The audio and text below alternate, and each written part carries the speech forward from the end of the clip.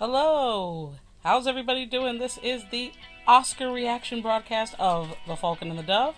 I am the Falcon. And I am the Dove. Hope everyone's having a wonderful Monday. We're having a great Monday too. We're really having a great Monday because, number one, the Northeast dodged a huge bullet in storms because it could have been a lot worse than it was this weekend. Number two, I'm thinking, it's 22 days to spring. Woohoo! Woo. And number three, it's the morning after the Oscars. Which, I know, for some people they're like, oh, I'm so tired about Oscars. You know, this will not be your normal Oscars show. Now, you know that coming from us. Because we're film people. And we are always going to find an unusual angle for which to discuss this. We're not going to talk about the dresses. We're not going to talk about the hair. We're not going to talk about the bling because, frankly, that's boring. Okay, you may hear like one or two comments about a particular outfit or something. But other than that, it's just not going to happen because everybody else talks about that. We're actually going to talk about what's important. For example, what's really important is Martin Scorsese finally got Best Director. Yay! Okay, it wasn't for a film that he actually deserved it for. Because let's face it, folks, I was really, really shocked. Were you really, really shocked, Dove, that The Departed won Best Picture? Yeah. Is it going to be one of those shocked. ones we look Yeah. back on years later and go, What? What? What I- one? Once upon a I time. was expecting either Babel or Little Miss Sunshine. Exactly. I was really expecting Little Miss Sunshine. You guys know that who listen to the podcast. I didn't say that it was my favorite of the bunch. I just thought that that would be the one that won. I was really hoping Babel would win. And this is one of those rare instances. Yeah, we can run down I can't the believe list I'm here. saying this is rare because once upon a time it wasn't. Usually, if you saw the Best Director winner, you could pretty much predict what the Best Picture was going to be. Yeah. So Martin. Yes. Martin won. Marty finally won.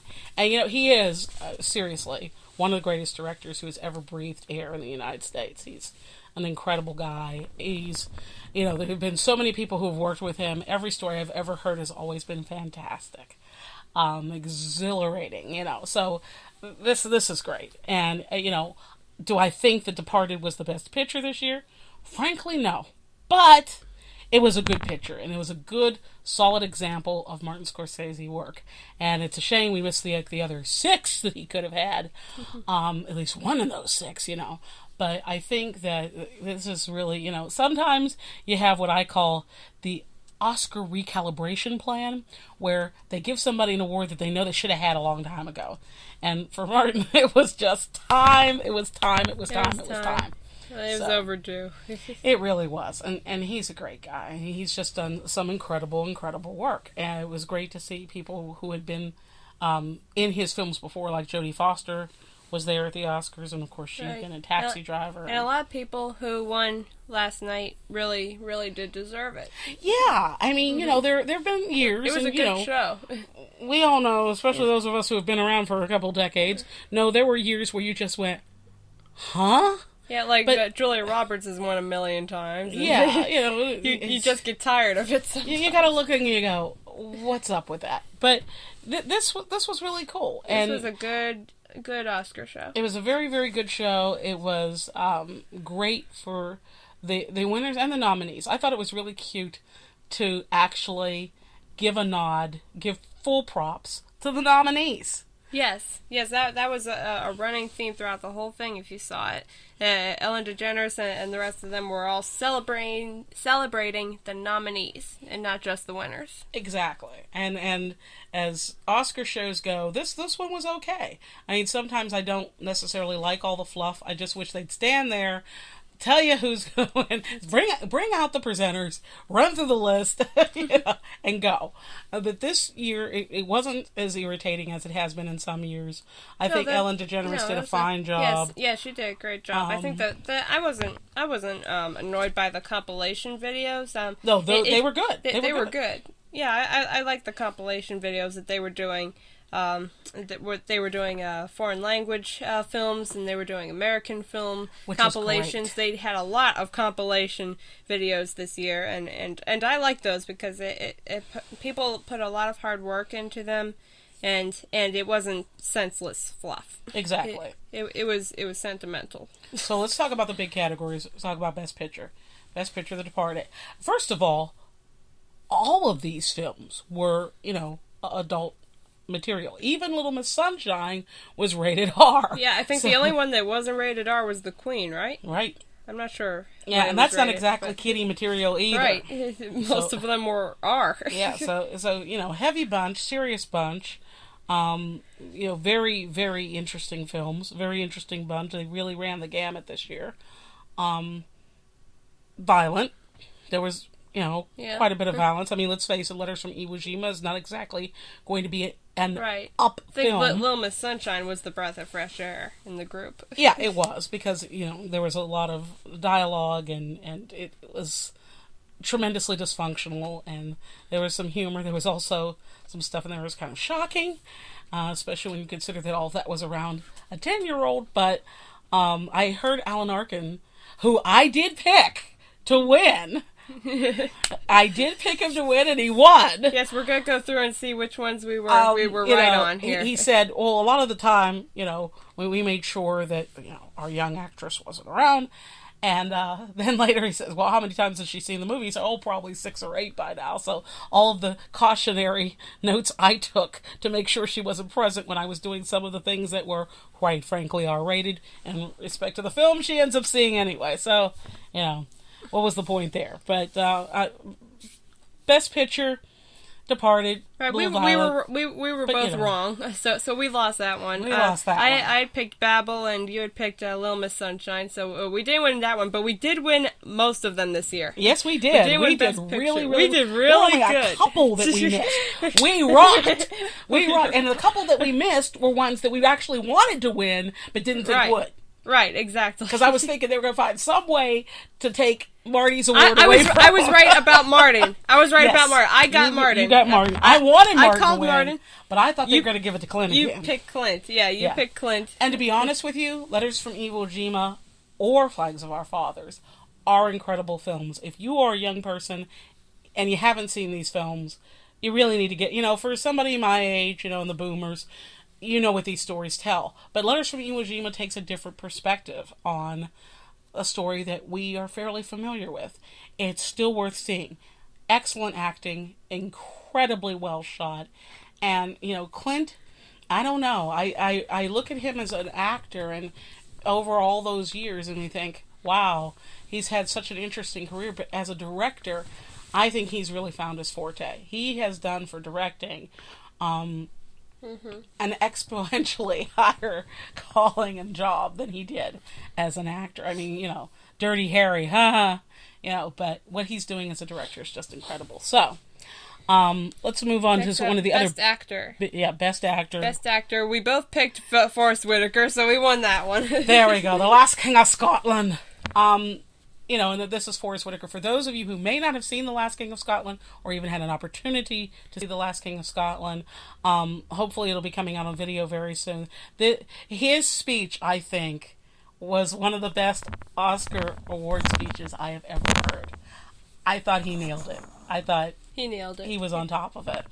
And he is an incredible actor. I have watched him literally all of my adult life. I think I've seen every film he's ever been in, or at least I've tried to.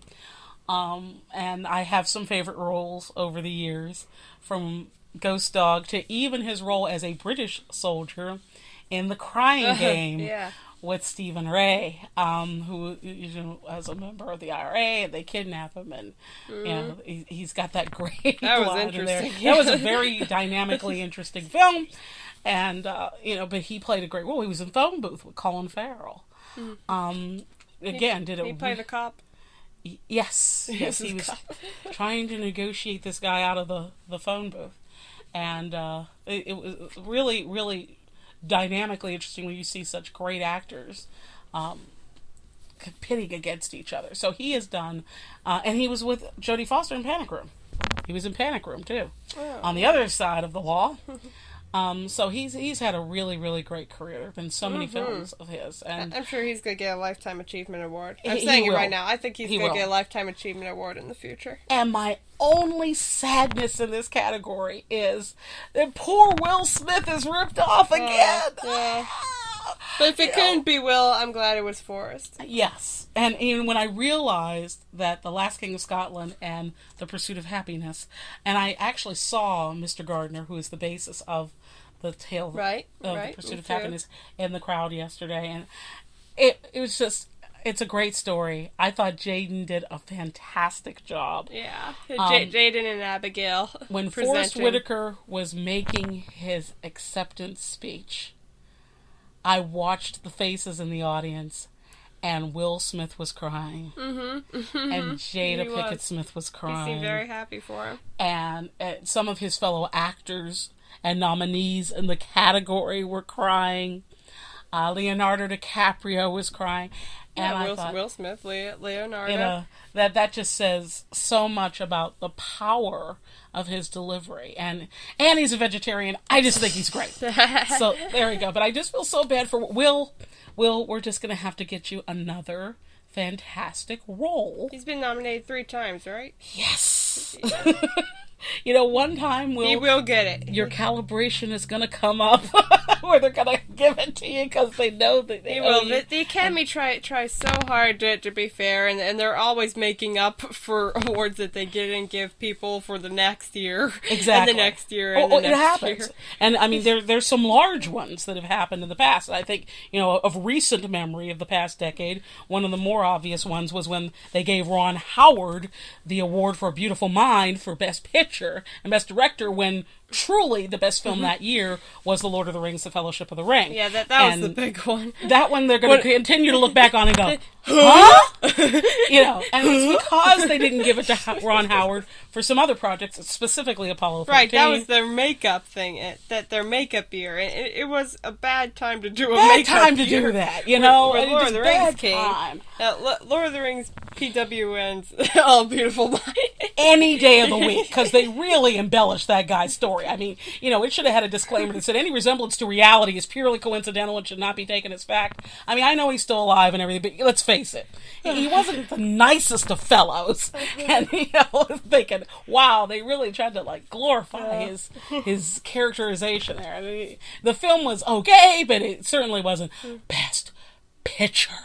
And, you know, I think Best Picture should be something that is just that much higher. Just amps it up. Fellowship makes you cry. Well, it makes you laugh. Every time. It makes you cry. I mean, regardless of whether or not you think Peter Jackson did a good job at adapting The Lord of the Rings into film, we can argue about that one all day. Right, and we have our own views about that, but still, Fellowship was the best film that year. Yeah, and when you talk about the ensemble that was put together, the delivery of the lines, the cinematography, you know, that was one of those years where you just went, huh? And it was very close. And it was funny because whoever the presenter was up on stage next to Tom Hanks said it was very close or something, like when he was reading it. I thought, what did they do? Put the score on there? But they'll never do that again. Yeah, it's like, how close was it? You know, you're wondering percentages. You know, people who are putting their money on it in Vegas, they're going, oh, well, wait a minute. How close was it? Can I still get some money here? Yeah, so I just think that every once in a while those happen. And I'm not saying The Departed wasn't a good film. It is. I'm just wondering if it was the best film of the year. And we had some quirkiness in the categories. For example, in Best Director, we had some individuals who were nominated for Best Director who didn't have a film nominated for Best Picture, which is kind of weird when that happens, like Paul Greengrass. And then, you know, we had situations where we had films that were nominated hugely across the board, which brings up our next question. Who was the big disappointment? I think it was Dreamgirls. Yeah. Yeah, Dreamgirls got a little slammed. Yeah, little. They didn't even win Best Costume. They gave it to Marie Antoinette. Aren't there enough French bourgeoisie costumes out there? I didn't see it. I'll admit I didn't see it. You know why I didn't see it? Because they cast Kirsten Dunst as Marie Antoinette. We'll get to that. Next category, and we'll discuss it when we get to it. But next category is Best Supporting Actor, who went to Alan Arkin. You called it. I called it. I said Jimon Hunsu would win, but his day is going to come. He is so solid his day is going to come. I mean, you know, he started as a model and worked a lot in videos and music videos, and then went on to acting. But this is really his calling, and his time is going to come. He is definitely, mark my words, he will get a Best Actor award sometime in the future, unless he doesn't get the opportunity. And, you know, I would think that would be a disgrace for somebody not to give this young man, and don't just give out film opportunities based on whether or not we've classified this as a black role. I don't really care. Give him a good role, and he will bring it to life. He is just tremendously talented, and it's going to come, you know, and he's hanging in good company with people like Leonardo DiCaprio and George Clooney. George, you're making a movie every other week. Right, he's more well-known now, too, and he'll get noticed more. Cast this guy, okay? Jimon Hunsu. Yes, just an incredible actor. Best Actress. Helen Mirren, I called it. Yeah, you did. And you know what? I love Helen Mirren. Helen Mirren is crazy. You wouldn't think she would be crazy, but she's crazy. She's so funny. You said Meryl Streep would have went, but which she had a good chance. She's won a bunch of times before. This was her 14th nomination. Yep. And 14th nomination, and she joked last night that her dress was a size 14, too. Yeah, exactly. She was making some jokes about that, you know. Yeah. And a lot of people didn't like her dress, and, you know, I'm like, well, whatever. Yeah, Whose she wasn't... dress? Meryl Streep's. A lot of people were saying I didn't like her dress. I didn't have any big problems with it. It was fine. Actually, I didn't see anything yesterday that screamed to me. No. I didn't see any of those. No, I didn't. I really didn't. No. I saw somewhere I thought maybe a different person wore that dress. It would have worked, but I didn't see anything where I went, "How in the world did you come out of the house like that?" I didn't see any of those. I thought everyone looked beautiful. Everyone looked beautiful. Yeah, it was all around very, very good. So Helen Mirren got it. I think she deserved it. Yes, she did. But what a tough category. I think this was the toughest category. Because I love Dame Judi Dench as well.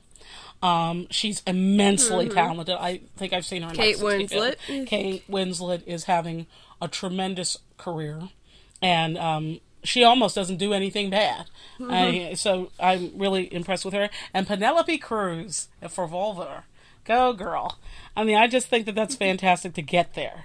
You know, it was just we're celebrating the nominees this year. So yes. We're following the Academy's lead, and we're celebrating everyone who was nominated. And we should celebrate the nominees, and because out of all those roles, and there are thousands out there, you're down to 5. I mean, to get to that spot, maybe you don't get a little gold guy to take home, but everyone gets to see you, your name becomes a household name. I think that's great. And maybe, just maybe, occasionally people get to see good films they otherwise wouldn't had if we didn't have this nomination process. Exactly. So I think it rocks. Best Supporting Actress, we called her. Yes, Jennifer Hudson! Jennifer is like doing golf's Grand Slam, you know, like the Tiger Slam. Yeah, we said this Jennifer last week. Slam. We said this is the Jennifer Slam. This is the Hudson Slam. Hudson Slam. We're going to come up with it. She's got one of each on the shelf. She's got all 4. And has that ever happened before? You know what? I meant to do some research on that, and I didn't get a chance to yet because obviously the awards were last night. Has anyone in Best Supporting Actress gotten a Grammy, a SAG, a Golden Globe, and an Oscar in the same year? In the same year. We need to find out. For Best Supporting Actress. That. Yeah. As a singer, she got the Grammy. Now, we know Whoopi Goldberg's gotten, like, everything from every category. Right. But those were in different years. But I'm wondering if that's ever happened. But even if someone else has, still great accomplishment. And we have to talk about we called it, we wanted it, it happened. Our favorite in the animated feature, I actually didn't think it would win. I thought they might play favorites to certain individuals, but I'm ecstatic. Happy feet! Happy feet! Yes, something you could take your kids to that we you don't were have to rooting. cover their We were rooting for Happy Feet. We really were. But before they said it, and it was cute. They had all 3 nominees in the audience. Yes, they had the cute animation, and Mumble was jumping in his seat. That was adorable. It was adorable. Yeah, Falcon thought that they'd give it to Cars, and I thought that they would give it to Cars gave too. the Golden Globe to but Cars. I gave my vote to Happy Feet, so I won that one. Mm-hmm. I won that one. I said, you know what? I think they're gonna go with Happy Feet, and I hope they do. And I'm so happy. they did. Because it's I have Happy Feet right now. Nice story for kids. It's something that children can watch without being confused by it. Something adults can watch. It makes you feel good. And it also has a message. And for those of you who just like to go watch mindless animation, okay, this may not be your film. But it is so stunningly beautiful for an animated film. There were some real advances made in the areas of CGI and some advanced motion capture to the 10th power. Yes. Motion capture squared, and of course Savion Glover bringing Elijah Wood's voice and feet to Mumble Happy Feet. What a great marriage of talent there. It was great. So I'm glad to see it. I'm glad to see that we're getting more quality animation that's not just about the effects, but also about the storyline. So. Exactly. Art direction. This was the first award of the evening last night, and you called it. I called it.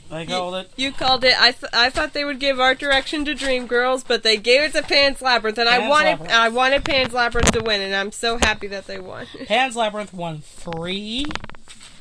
Guillermo del Toro should be absolutely ecstatic. 3 of the 6. That's he got good. 3 of the 6. That's pretty good.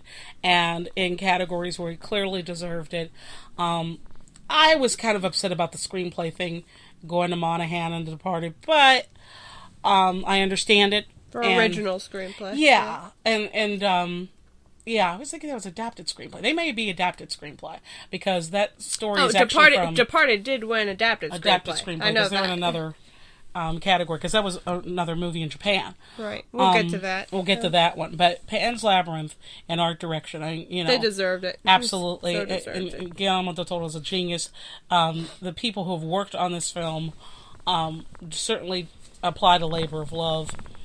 Again, a very, very good category. The Prestige definitely had its bits of art direction. I really like The Prestige. A lot of critics didn't like The Prestige. I just think it went way over their heads. Over some people's heads. We got it.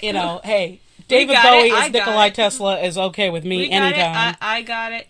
And they had the illusionist in there as well. That reminds me of remember when we saw the Lake House and we came out and our friend Patrick, if you're out there, hello. Hi, Patrick. From Lowe's Cinemas. In downtown Pittsburgh at the waterfront. We came out of the Lake House. And here's another one of those confusing things that if you don't understand it. I understood it. Patrick came up to us and asked us what we were seeing, and we said the Lake House, and then he said, "Hey, well, did you get it? Did you get it?" And I'm like, "Yeah. You mean the end?" And he's like, "Yeah, I got it. I got the end because of all that time travel." Time space continuum stuff. I got it, and he said a lot of teenagers didn't get it. And I was a little bit surprised about that, but I guess I can understand why some teenagers wouldn't get the end of it. Just like a lot of teenagers didn't get the end of Children of Men. A lot of people besides teenagers didn't get Children of Men, which is unfortunate because it was nominated for 2. Three. Their main complaint was that it didn't answer anything. That it didn't answer the what caused the infertility. That's what their biggest. That's complaint true. was. I did hear a lot of discussion about that. We didn't answer anything. We didn't get any answers, and it's still a great film. That's not the point of the tale. That's not the point.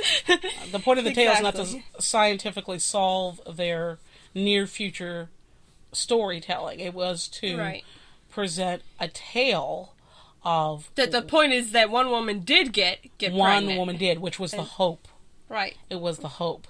And they did show a part of the scene from Children of Men. Last night, yeah. And when the woman is coming down the steps with Clive Owen. Key is coming down the steps. Key and with Theo. Clive Owen's character. The baby. and I mean, if you have a pulse, you better be weeping. And all the soldiers, in that scene, all the soldiers go, cease fire, cease fire. And she's walking down the steps out in this building. Sorry if we're spoiling the movie here. No, that's not going to spoil it right there. But just that moment, they showed it on the awards. They showed it on the awards. So hey, but it's just a moment. It's not the greatest moment in the film, but it is a moment, and everything stops. Everything stops for this baby. For a moment, the violence stops for a small child and his mother. And I thought, her mother, because the baby's a girl. And I thought, here's a sign here, guys. Can't we just stop? Can't we just stop for a few minutes? But for the storyline of the film, cinematically, it was just such a powerful moment. I really, really thought that out of the three, Alphonse Cuarón, to me, is a genius. He seems to pull geniuses to him. I think it's great that he and Guillermo del Toro and the director of Babel, Alejandro González Iñárritu, are such good friends and support each other. Yeah, it was great that they supported each other. And I even saw the gentleman who won, I think it was in the documentary category, and who was from Germany. And where the film was done in Germany. And he jumped up and he turned around to Hellboy himself, Guillermo del Toro, and they gave each other a big hug, and it's clear that there is a fraternity. He had beaten him out, right. Yeah, and they were still celebrating the fact that... And we're not making fun of any teens or anybody else out there who didn't happen to understand the Lake House or Children of Men. We're just trying to inform you as to what the good qualities of the film were, and that you don't really need to understand this certain bit of it in order to understand the film as a whole. That's what we're trying to say. Yeah, and see something from a different perspective. Exactly. And that's really what you want. You want to have the opportunity to have a film broaden your horizon so that you can see it in a way that see reality, see the world in a way that you haven't seen before. And there were some really great films this year. And that art direction category was a tough category. Yeah. There wasn't a bad film or a weak film in that category. Not even Disney's Pirates of the Caribbean. It was very, very strong. So, from the perspective of art direction. Next one is cinematography. Also went to Pan's Labyrinth. You called that one. I called that one. I said no other possibility. I thought Children of Men would get it because of all the great camera angles in Children of Men. It was incredible, the use of a camera, and Alfonso is so creative with his use of the camera in cinematography. So I was rooting for Children of Men, but I wasn't upset that Pan's Labyrinth got it. Yeah, that was a tough one, because certainly cinematically and cinematography, and later for editing, I thought Children of Men should have had it. Children of Men should have had editing. I went for Pan's Labyrinth because I really thought, in terms of cinematography, that was the strongest film I saw this year. Hands down. Nothing against anybody else in that category, because there are some very strong films. The Black Dahlia is there, The Illusionist, The Prestige. Very, very strong films in terms of cinematography. Flawless films in terms of cinematography. I saw very, very few problems in any of those films. They were the top of the top. And but Pan's Labyrinth was nearly perfect. Yeah, it really was a 10 out of 10. And so, great job to those people who were pulled together on this film to do something incredible, and they did it. Next up is costume design. Went to Marie Antoinette. We both lost on this one. What? I'm sorry. We're sorry to all the Marie Antoinette fans out there, but yeah, we both thought Dreamgirls would get it. I did. And was it Sofia Coppola who directed that film? There was a woman who directed Marie Antoinette. Yeah. Okay. Yeah, it was. I think it was wouldn't have cast Kirsten Dunst, and frankly, I'll be honest with you, I couldn't get past that. Just didn't fit for me. But I like the period that she was doing. But I'm looking at that and going, okay, what did they do that was that incredible in costuming that really called for... I really, really thought, to be honest with you, Curse of the Golden Flower.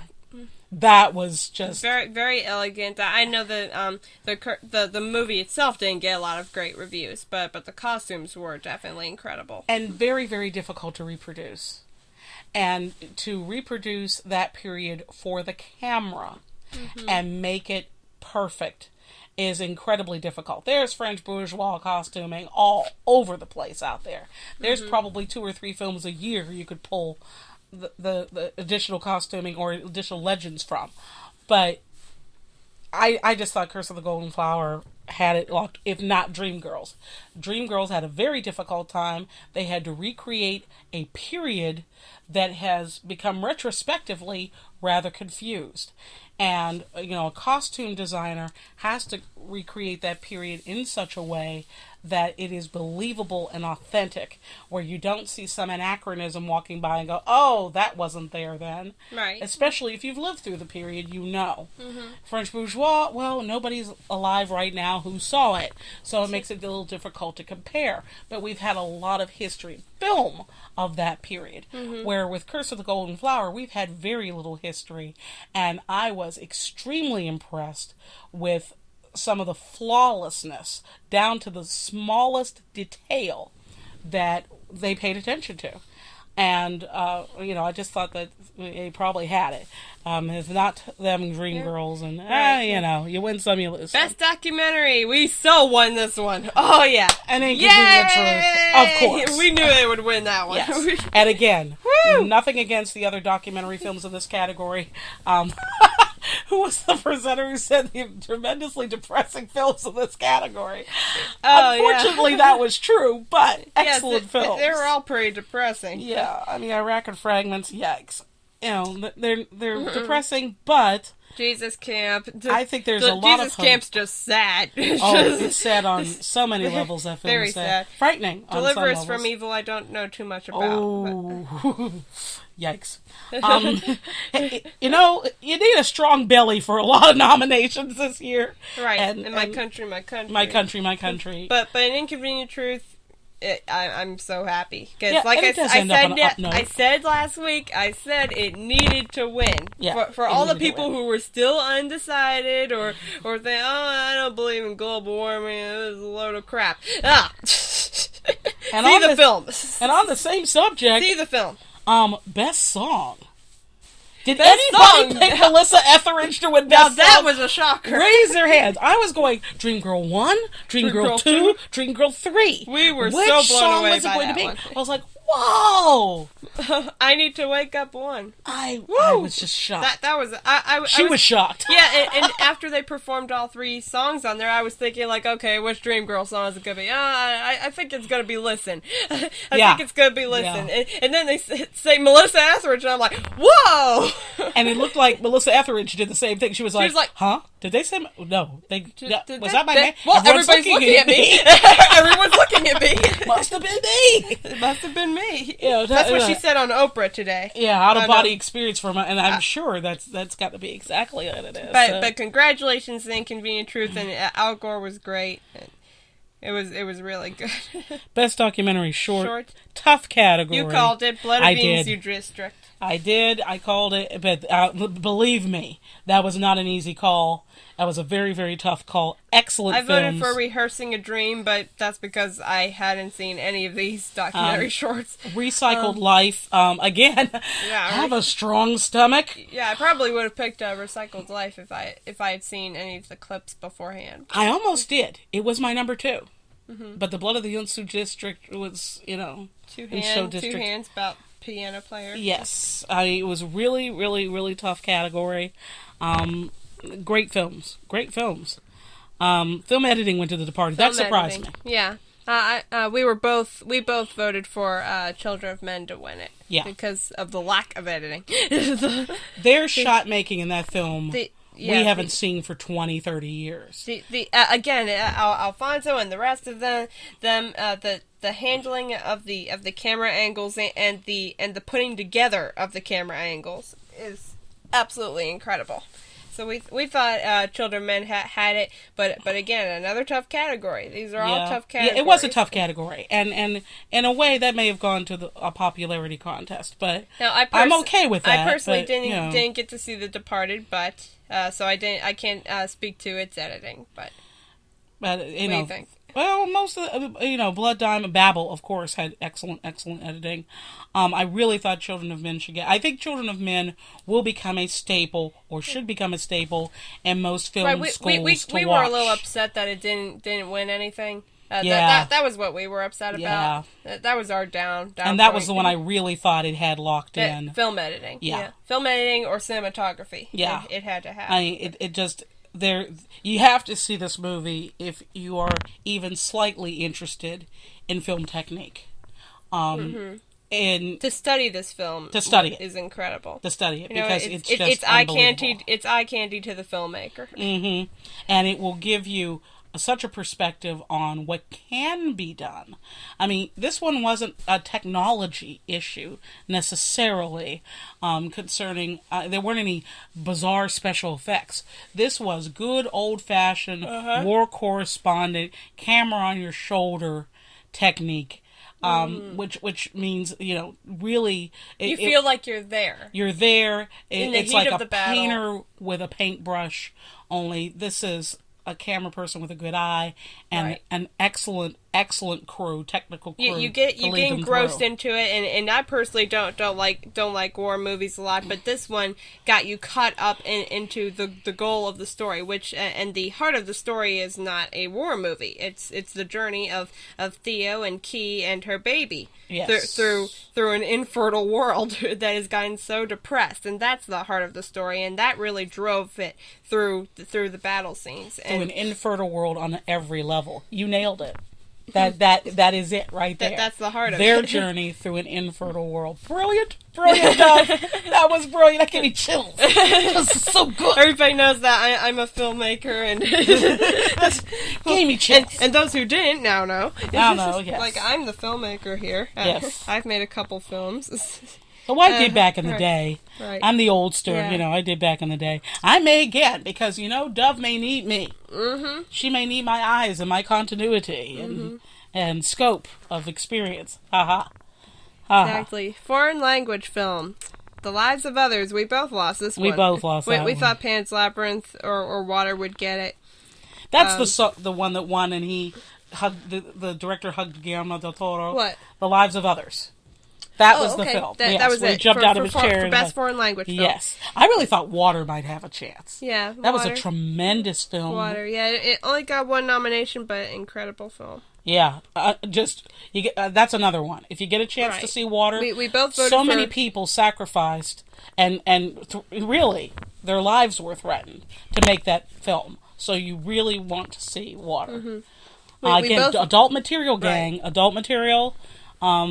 Kids maybe 15 and older, 16 and older. I know there's a little girl in it, but, this was the year for little girls to be in movies that other little girls can't see yet. Exactly. Wait till they're a little older. older. Dakota Fanning in that movie that we haven't seen. Yeah, Hound Dog. Dog, yeah. It's not out yet. It was at the Sundance Film Festival. It will be. Little Miss Sunshine, little girls can't see that. Pan's Labyrinth, little girls can't see that either. Unless mature girls can see it with their parents. Yeah. And for some of the, that's all right. It's not for the queasy, like we said. Pan's Labyrinth is not for the queasy. There's a lot of blood and gore and darkness. It's dark. But it's the story of this girl. Yes, and it's what she saw. I mean, if you were living during war times, it's what it's not all from her perspective, though. No. There's some third person elements in it too, so that you can get a good kaleidoscope of the era. Yeah, Ophelia has some challenges. The monsters in her private world, and then the monsters in her real world. And boy, she's living in two worlds of challenge. And, I would say a girl or a boy, 13 and up, could see Pan's Labyrinth with their parents. And be okay. Again, probably. Know your limits. Know your child. Get your queasy level. Know your queasy level. Your how much you can stomach. Boys, I definitely wouldn't go younger than 12 on Pan's Labyrinth. Now I know they all think they can sit through this. They all be going, "Oh yeah, I'd be fine." Believe me. No. Right. Believe us. Yeah. Maybe 15. But The Lives of Others won foreign language Yes. film. Lives of Others. Kudos to them. Great film. American director who got some money from Germany and a couple of other European countries to bring this film to light. Norway worked very, very hard to get this film together. It's tremendous that it even got made. That's the thing about some of these categories is you think, what in the world do they have to go through to get these films made into market and in distribution? It's such a hard job. So kudos to them. I definitely know what it's like to make a film. I submitted a film to Cannes, for the record. It didn't make it, but just the fact that I did it, I think says something. Just to do it. And I'll be submitting another one, so... Yep. Look out for my name. Makeup. Next category, makeup. Now, we know who would win this one. Pan's Labyrinth. Believe me, for the queasy, you'll know why. Makeup. Yeah. That needle and thread scene. Anyway, it's a sewing scene. It's a sewing scene. Yeah, right. Yeah. Go see the movie. Yeah. And then you'll know what we're talking about. Excellent makeup. And of course, music Not score. Not sewing fabric. Music score, Babel. Music score, Babel won that one. Music song, we talked about that. We thought Pan's Labyrinth would win Best Music Score, but it was Babel. Mm-hmm. I love Pan's Labyrinth's music. Oh, yeah. That's a great score. They played it in the introduction for the Oscars. That was beautiful. One guy was whistling it. Everybody loves it. That lullaby. Everybody loves the lullaby. The lullaby song.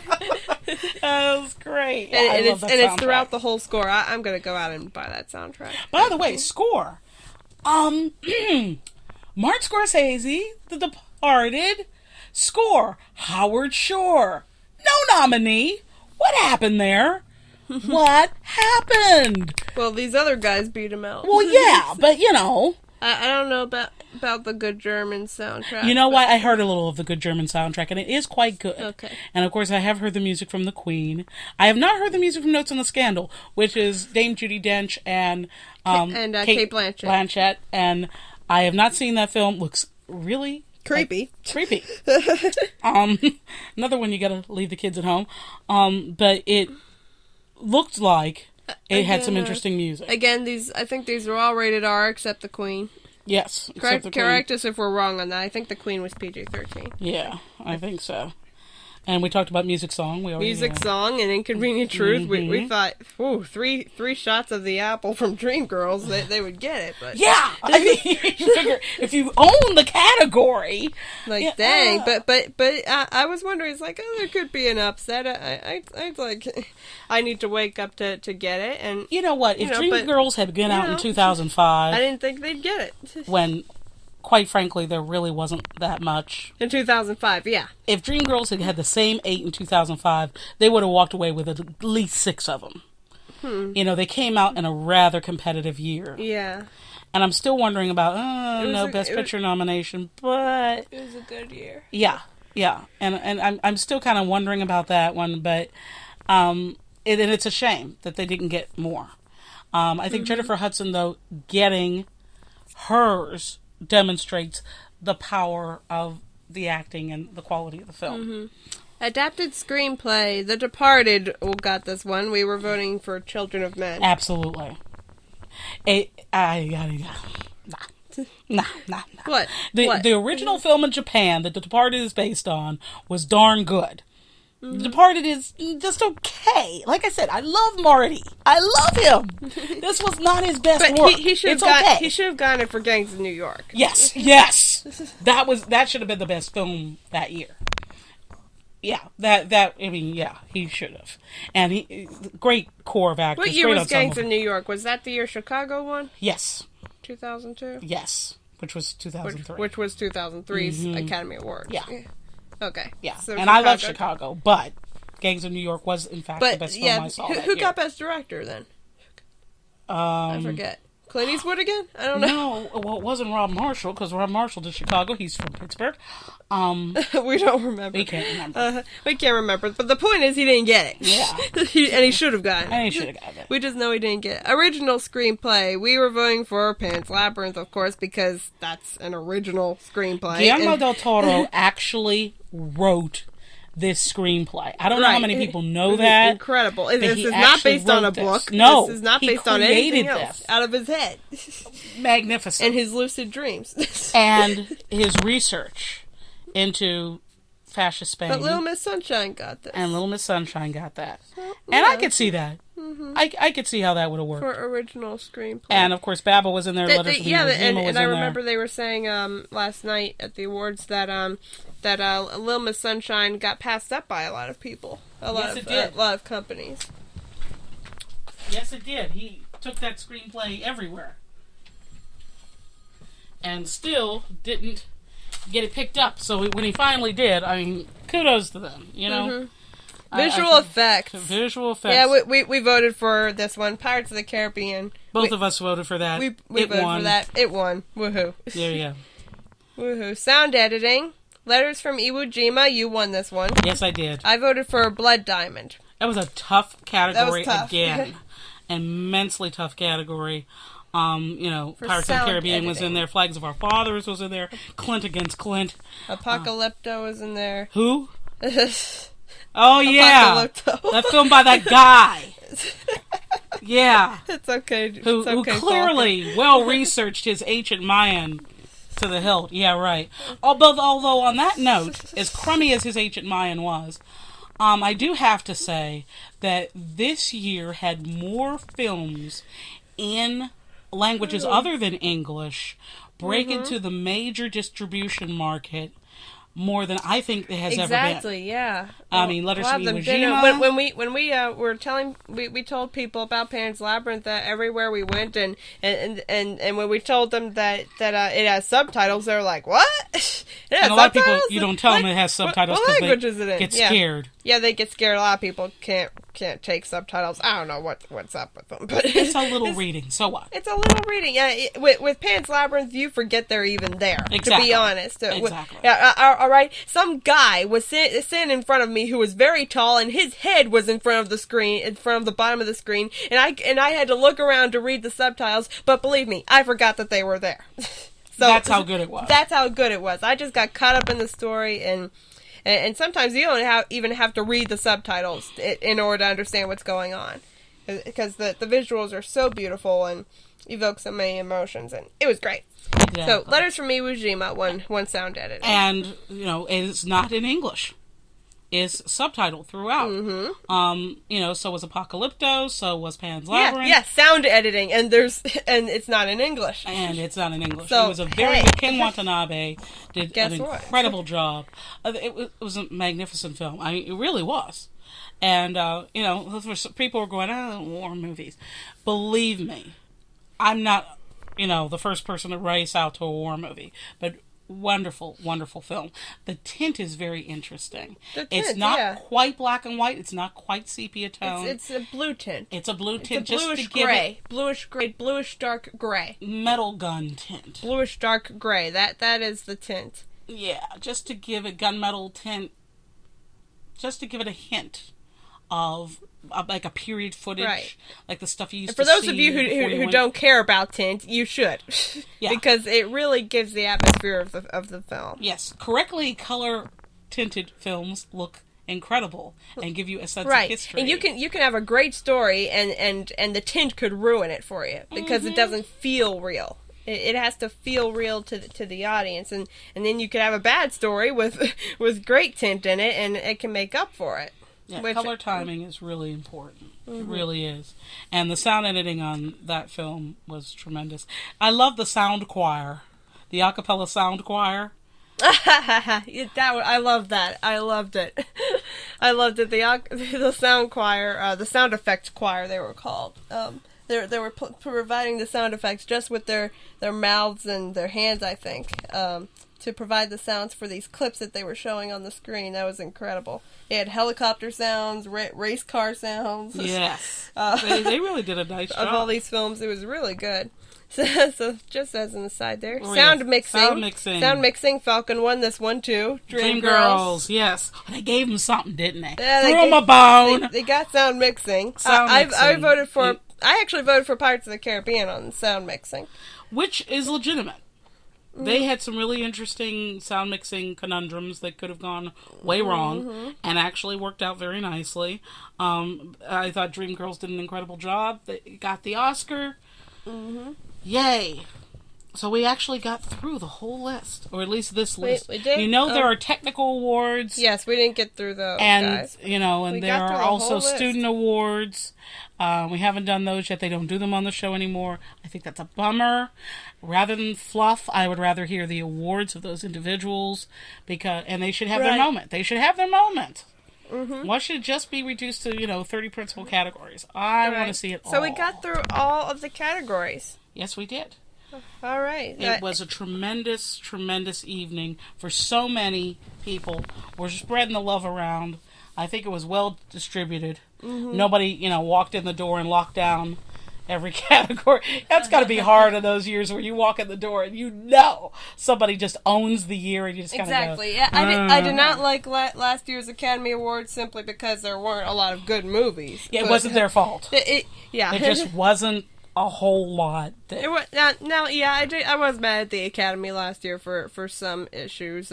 Mainly that's right. Like Star Wars didn't get visual effects, and they didn't get a nomination. They didn't get anything. No, they didn't get anything. Star Wars was. Well, they had George Lucas on last night. Yeah, they didn't get nominated for effects. That's what I was mad that they didn't even have a chance. And, he's up there with Spielberg and the rest of them. And they're going, "Oh, we've won awards, but he hadn't." Yeah, George Lucas has never won an Oscar. Yeah, so I had some issues with it last year, but this year I'm much happier. There's still hope. There's still hope. There's some good stuff out there, and good stuff.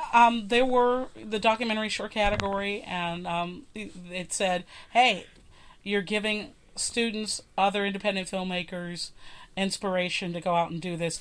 Now, for those of you who are completely uninterested in all this, you might say, "Well, who cares?" Here's why we care: because film, whether it is for entertainment or to tell a story or to educate, is a media genre that has a tremendous impact when viewed by other people. And because of that, it is very important who tells those stories. It's just about everybody sees films. It has such a huge impact on our culture. Well, it really does. Even people who don't watch TV will have a VCR or a DVD player and watch film. And film is highly influential. It is gorgeous. It is beautiful of its own respect. And the storytellers need to be as varied as the medium. And in the not too distant past, that was nearly an impossibility to muster. You had to have money, know someone with money, have someone to back you with money to get a film made.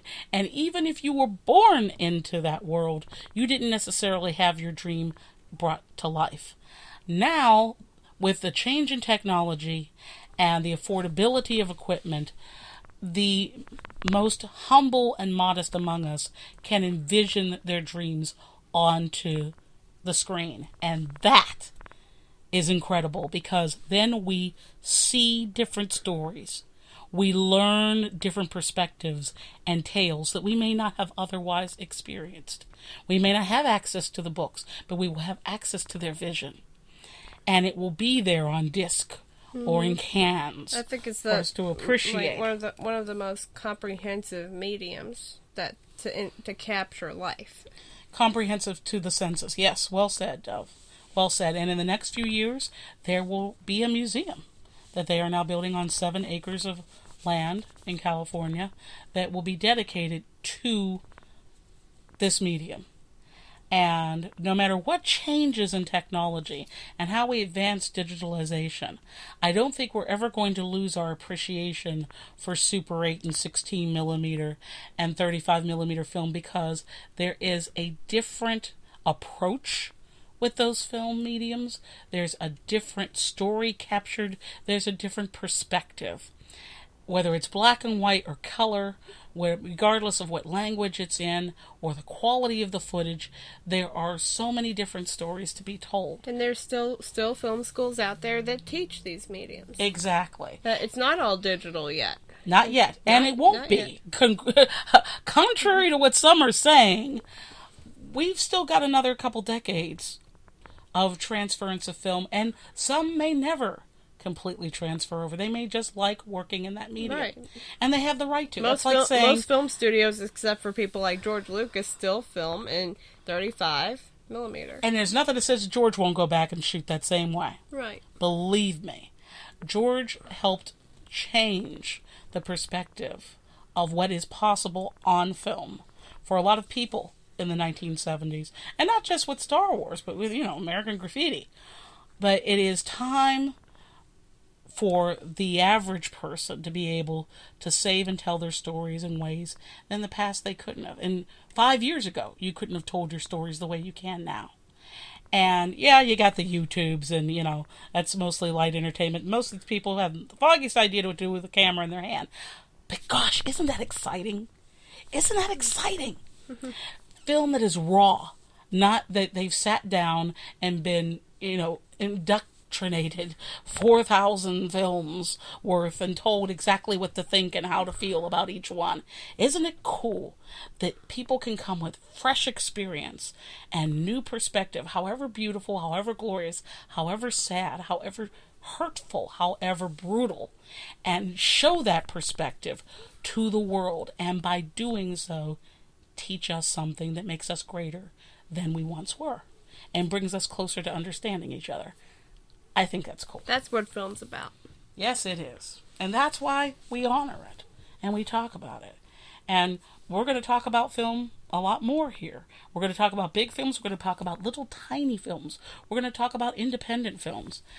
And we're going to talk about film schools. We're for all films. Yes. It's like, who is it that says, we're for dogs. We're for dogs. Dogs That's pedigree. Is that pedigree? Pedigree. Dogs rule. Dogs rule. We're for film. We're for film. And dogs. And dogs. And dogs. Prince was in here a little while ago. Yeah. The black lab. The black lab, yeah. Those who went to arrayofsimmons.com last week saw his picture up for the picture of the week. That was Prince. Yes, the picture's changed now. A fine, handsome black Labrador retriever. And although he doesn't talk a whole lot, he is very deep. He's very deep. Yes, he's very deep. But we wanted to make sure that we shared our Oscar feelings with you. We'd like to know what you think. So feel free to email to write@arrayofsimmons.com. That's AREYASIMMONS.com. Or just at falcondove@arrayofsimmons.com, FALCONDOVE @arrayofsimmons.com for all your feedback, or just arraya@arrayofsimmons.com. Either one. Yeah, whatever. And yes, I am getting that feedback form on the page to make it much easier for everybody. I will get it up, I promise. Yes, what happens when you're in the middle of your senior year. I can tell you what happens. You're in yes, I'm in mode. I'm in my senior year. So, any other news we want to talk about this week? Anything we want to talk about briefly? We are for those of you who don't live in Pennsylvania and didn't know about this, but this has been a common problem this year. We had the Valentine's Day near massacre, where the day Mercury went retrograde. Like, there was this huge ice storm in Pennsylvania, and there were cars parked all over I-81, I-78, and I-80 we can't even call it hours, can we? We can call it days. Because there was 6 inches of ice on the road. We have no idea what broke down. The communications of the cosmos seemed to center in on those 3 interstates broke down. People were stranded. Governor Rendell is, shall we say, kindly upset about all this and said this will never happen again. Apparently Pennsylvania Emergency Management and PennDOT and a few other people the dots just didn't connect. But he says, you know what? I was proud of him. He said, you know what? The buck stops here. Right, and I take full responsibility. I was proud of him to say that, even though it wasn't his fault. We are very proud of Governor Ed Rendell, and we're also proud about his point of view on the papillomavirus vaccine. Oh, yesterday at the governor's conference down in Washington, D.C., Governor Rendell was asked about whether or not he would mandate an HPV vaccine for all girls, and he said, no. He told Merck, look, first of all, you've only approved this thing 5 months ago, and I need to see a bit more research, and ultimately it should be up to the parents. Right. And we need to have a lot more information. He said it should be made available to more people, but it should not be required. Exactly. And that he would not do that for all of Pennsylvania, and that, yeah, it shouldn't be required. It's up to the parents. And, kudos to him, because we need a little more research and a bit more time to examine this closely before having some pharmaceutical company shove it down our throats. Oh, by the way, they said they're going to stop doing that. They're not going to be lobbying any more states right now. Oh, and kudos to you, Merck, because, a hard sell makes for a soft bottom. And I guess that leads to our quote of the week, huh? But, I was going to bring up the point that all those wonderful people in Pennsylvania who live out there along 81 and 80 and 78 came out of their houses in their snowmobiles and ATVs to bring people hot chocolate and baby food and baby diapers and coffee. You know what? I love you guys. To all those stranded people. To all those stranded people, I love you. And kidding aside here, no one died. Yeah. And there were a lot of other places where people died in these storms. And for you guys to risk your lives, common people, these weren't emergency services workers, these weren't the Red Cross necessarily, although I think some of them were, but they weren't doing it, as a coordinated group who went out there with your own supplies. On ATVs. Walking. And on some of you on horseback and on snowmobiles. Giving supplies to these people who are out there stranded for 12 hours. 24 hours.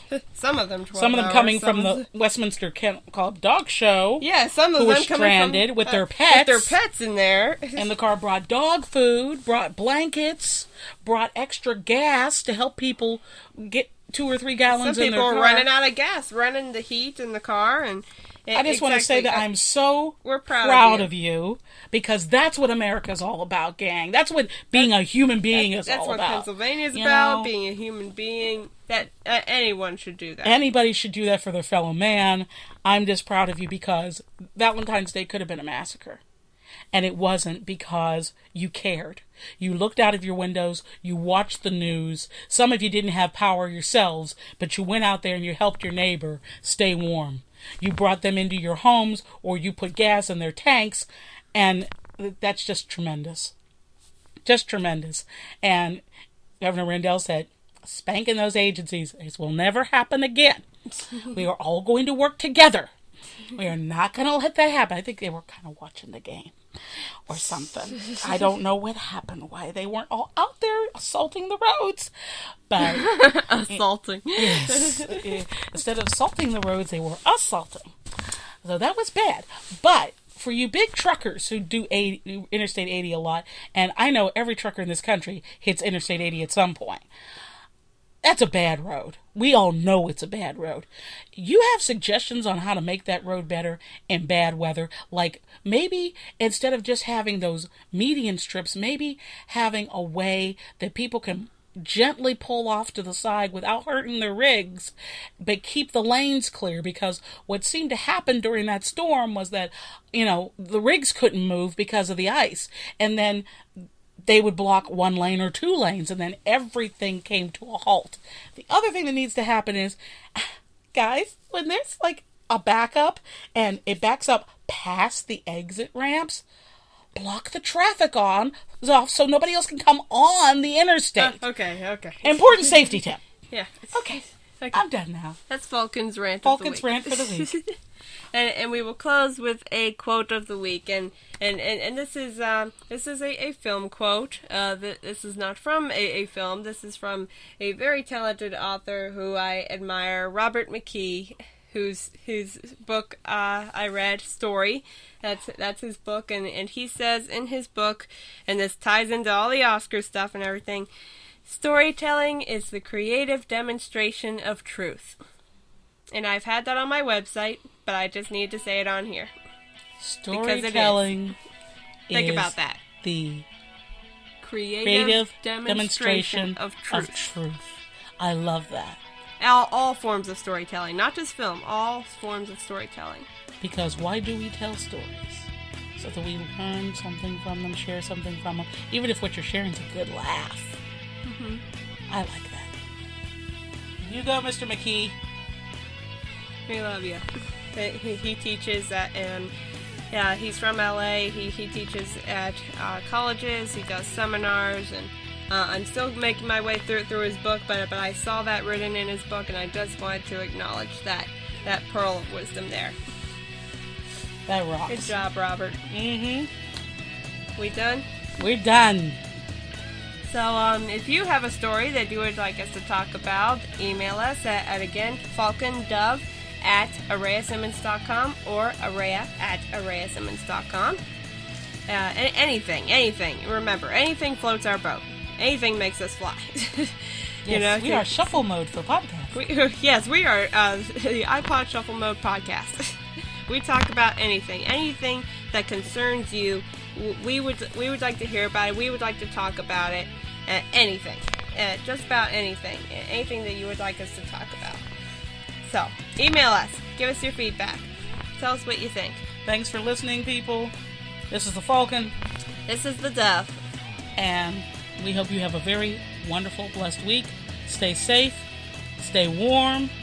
If you're down there in Florida where it's 78 degrees, I'm jealous. So you stay cool. 22 days till spring. 22 days till spring. Peace out, everyone.